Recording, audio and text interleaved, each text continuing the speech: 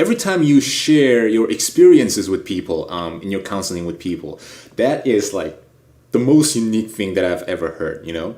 It just continues to be. It's so intriguing. So how about you share like a couple of stories, like if it's okay, like to kind of start off with and just give an idea of like how it works. Because what was really intriguing to me is like you just sitting down with people and your team, like just sitting down with people and just saying, okay, you don't focus really necessarily on the problem and try to work it out yourself, but you just say, let's just see what Jesus says about it, you know? Right. Yes.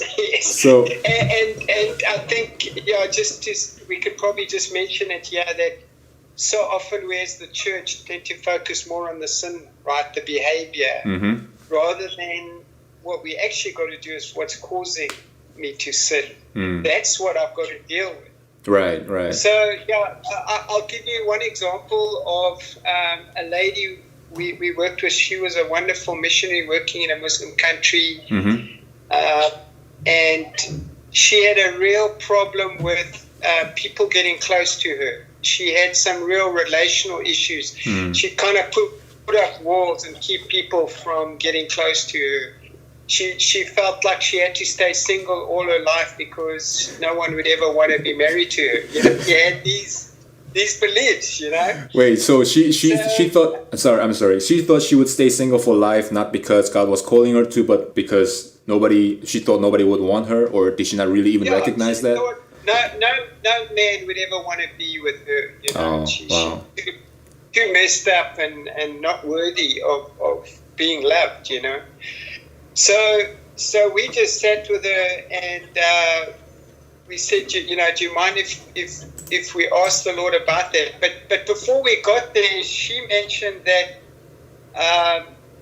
her mother, when she was pregnant with her, it was a high-risk pregnancy, and that the doctor recommended that she abort her. Wow. Otherwise, the mother might die giving birth.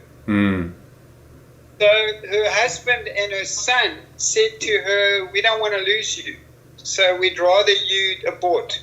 And her mom said, no, I can't. You know, God has put this child in me, and I need to be faithful to God. And she went through with the birth. Wow. Okay. And she died. The mother died. Wow.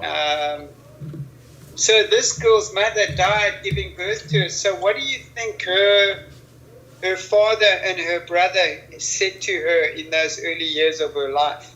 You know, you were a mistake. You should never have been born. It's because you are here that we don't have a wife and a mother. These were the things said to her. So this little girl grows up thinking she's a mistake. She should never have been.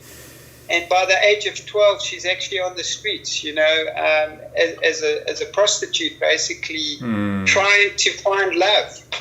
She finds Jesus at the age of 16, and then she ends up in this Muslim country as a missionary, like 15 years later, and then we meet her, you know. Right.